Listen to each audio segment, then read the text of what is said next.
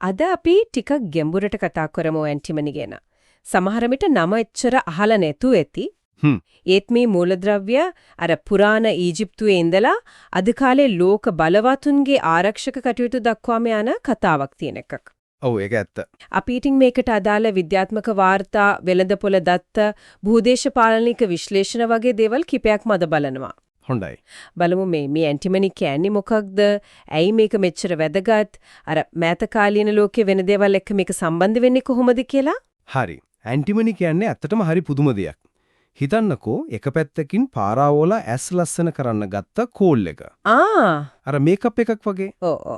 ඒක හදන්න අරගෙන තියෙන මේ ඇන්ටිමනි සල්ෆයිඩ් වලින්. ඒ කියන්නේ ස්ටිබ්නයිට් කියන khනිජයෙන්. අනික් පැත්තෙන් ගත්තොත් අද කාලේ මිසයිල් තාක්ෂණයටත් මේක නෙකුවම බෑ.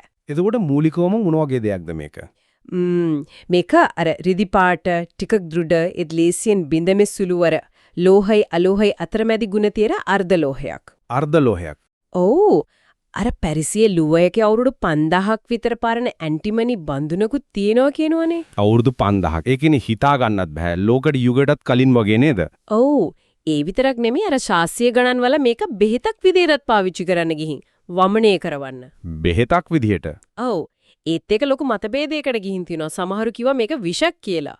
ඒකට අර ඇන්ටිමනි යුද්ධය කියලාත් කිව්වලු ඒ කාලේ. හරිම පුදුමයි. අර මොසාඩ්ගේ මරණයටත් මේක සම්බන්ධයි කියලාත් සැකයක් තිබිලා තියෙනවා සමහර මූලාශ්‍රවල. ඉතිහාස කතාව නම් හරිම රසවත්. ඒත් අද කාලේ ඇයි මේක මෙච්චර වැදගත් වෙන්නේ? ඇමරිකාව වගේ රටක් පවා මේක අත්‍යවශ්‍ය khනිජයක් කියලා නම් කරලා දිනව නේද? හරියටම හරි. ප්‍රධානම හේතුවක් තමයි ගොඩක් දේවල් ගිනි ගන්න එක අඩු කරන එක. අර ප්ලාස්ටික් වලට, රෙදිපිලි වලට හැම දානවා ෆ්ලේම් රිටාඩන්ට් විදිහට. ගිනි නිවන ගතියක් දෙන්න. ඔව්. ඊට අමතරව අර බැටරි වල උණ්ඩ හදද්දි පාවිච්චි කරන යම් මිශ්‍ර ලෝහ තියෙන්නේ ඒවා ශක්තිමත් කරන්නත් මේක ඕන. ඉලෙක්ට්‍රොනික බඩු වල අර අර්ධ සන්නායක, අධෝරක්ත අනාවරක වගේ දේවල්ත් තියෙනවා. එතකොට අර ආරක්ෂක අංශයට කොහොමද මේක වැදගත් වෙන්නේ? ඔව්. එතන තමයි තවත් තීරණාත්මක කාරණයක් තියෙන්නේ. මේක අර සන්නාහ විදින උණ්ඩ තියෙන්නේ ඒවාක පාවිච්චි කරනවා. ඒකේ බරපතල ආයුධවලටත්. ඔව්. රාත්‍රී දර්ශන උපැස්, අධෝරක්ත සංවේදක, සමහර නිර්වදිය දෘශ්‍ය උපකරණ, පුපුරන ද්‍රව්‍ය අන්තිමට න්‍යෂ්ටිකාවේ හදනකොටත් මේක අවශ්‍ය වෙනවා. එතකොට අර යුක්‍රේනයේ මැද පෙරදිග වගේ තැන්වල තියෙන ගැටුම් එක්ක මේකට ඉල්ලුම වැඩි වෙලා ඇති නේද? අනිවාර්යයෙන්ම. මූලාශ්‍රවල කියවෙනවා ඒ ගැටුම් නිසා මේවාට ඉල්ලුම ඉහළ ගිහින් තියෙනවා කියලා. ඒ කියන්නේ ඒ වගේ ගැටුම් දිගැස්සෙනකොට නේ ඇන්ටිමිනි මිල තවත් උඩ යන්න පුරුවන්. අනිත් කර්මාන්තවලටත් ඒක බලපානවා ඇති? ඔව්. ඒක පැහැදිලි. අනිත් එක තමයි මේකේ සපයුම. බලන්නකො ලෝක නිෂ්පාදනයෙන් භාගයක් වගේ. ඒ කියන්නේ 48% ඉඳන් 53% වගේ. භාගයක්ම? ඔව්. ඒලගේම අගේ එකතු කරපු නිෂ්පාදන වලින් 80ක්ම එන්නේ චීනයෙන්. 80ක්ම? ඔව්. ඊළඟට ඉන්නේ රුසියාවයි ටජිකිස්තානයයි. ඉතින් හිතන්නකෝ එක රටක් උඩ මේ තරම් යැපීම කොච්චර අවදානම්ද කියලා. විශේෂයෙන් ඇමරිකාව වගේ රටක් එයාලා ගේන එකෙන් 63ක්ම චීනෙන් ගන්නෙ. ඇමරිකාව ඇතුළෙම මේක හාරන්නේ නැද්ද දැන්? ගෝලීය සංචිත ගත්තත් චීනයේ 32%ක්, රුසියාව 17.5%ක් තමයි ඉස්සරහින් ඉන්නේ. ඇමරිකාවට තියෙන්නේ 3%යි. එයාලගේ ප්‍රධාන පතල තිබ්බේ අයිඩහෝ වෙල ස්ටිබ්නයිට් කියන තැන. ඒක 2001 පස්සේ වැහුවා. ඉතින් දැන් කොහොමද යාලා අවශ්‍යතාවය පරිමහ ගන්නෙ? එයාලා ප්‍රතිචක්‍රීකරණය කරනවා. ඒකෙන් 18% වගේ එනවා. ඉතුරු ඔක්කොම වගේ ආනයනය තමයි කරන්න වෙන්නේ. මේ තත්ත්වයේ තව ටික කවුල් වුණා කියලා තාරංචි නේද? අර චීනේන අපලොත් නීති රීතිත් එක්ක. ඔව් 2024 අගෝස්තු වල චීනය කිව්වා ඇන්ටිමනි සහ ඒ ආශ්‍රිත නිෂ්පාදනය 6කට අපනයන බලපත්‍ර ඕන කියලා. අපනයන බලපත්‍ර. ඔව් එයාලා කිව්වේ ජාතික ආරක්ෂාවට තර්ජනයක් වෙන විදිහට මේවා පාවිච්චි කරන එක නවත්තන්න කියලා. ඉතින් ඒකත් එක්ක මිල තවත් උඩ ගියා. 2024 මුල ඉඳන්ම මිල දෙගුණ වෙලා මෙට්‍රික් ටන් එක ඩොලර් 22000ක් විතර වුණා. ඩොලර් 22000ක්? ඔව්.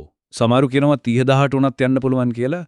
අර ෂැන්හයි ලෝහ වෙළඳපොලේ දත්තත් ඒක තහවුරු කරනවා. මේ ඔක්කොම අතරේ තමයි අර ඉරානයේ නාරංචියක් ආවේ. එයාලා ලොකු ඇන්ටිමනි නිදියක් හොයාගත්තා කියලා. ඔව් 2025 මාර්තු වල ඉරානයේ නිවේදනය කළා සිස්තාන් සහ බලුචිස්තාන් පළාතෙන් ටොන් 7000ක නිදියක් හම්බුණා කියලා. ඒක ලෝක ඉල්ලුමෙන් 10ක් විතර පරිමාණන්න පුළුවන් කියලාත් කිව්වා. 10ක් කියන්නේ ලොකු ග්‍රාණක්. ඔව්.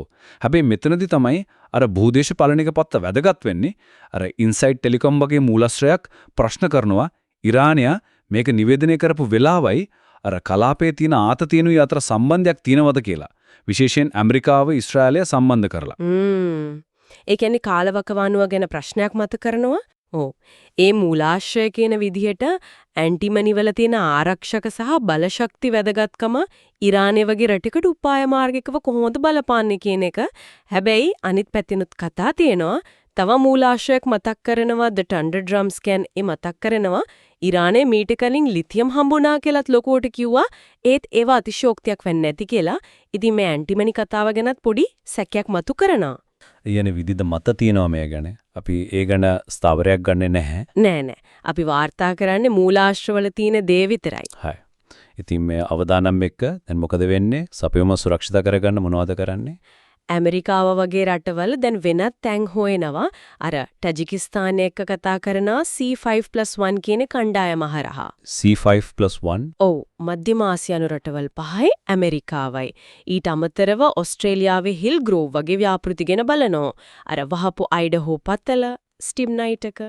ඒක ආය අරින්න දෙන්නේ. ඔව් ඒකට යෝජනාවක් තියෙන Perpetua Resources කියන සමාගමෙන්.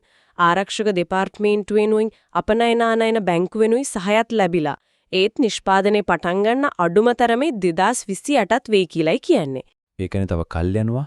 ඔව් ප්‍රතිචක්‍රීකරණේ දියුණු කරන එකත් තව උපාය මාර්ගයක්. එතකොට මේ ඔක්කොම අහගෙන ඉද්දි පේන්නේ ඇන්ටිමෝනි කියන්නේ නම එච්චර ප්‍රසිද්ධ නැති වුණාට අර තිරේ පිටිපස්සෙන් දැන් ලෝක ආර්ථිකයටයි ආරක්ෂාවටයි ලොකු බලපෑමක් කරන දෙයක් කියන එක නේද? ඇත්තම සාරංශයක් විදිහට කිව්වොත් මේක අර පුරාණේ රූපලාවන්‍යයෙන් ඉඳන් අනාගතයේ බලශක්ති ගබඩා ආරක්ෂක තාක්ෂණය දක්වාම යන සැඟවුණු ඒත් අතිශයින්ම තීරණාත්මක දෙයක්. අර සපයුම් දාමේ චීන වගේ රටවල් කීපයකට හිරවලා තියෙන එක ලොකු අවදානමක්. චීනයේ සීමා කිරීම, ඉරානයේ අලුත් කතා වගේ දේවල් වලින් මේක තවත් සංකීර්ණ වෙනවා.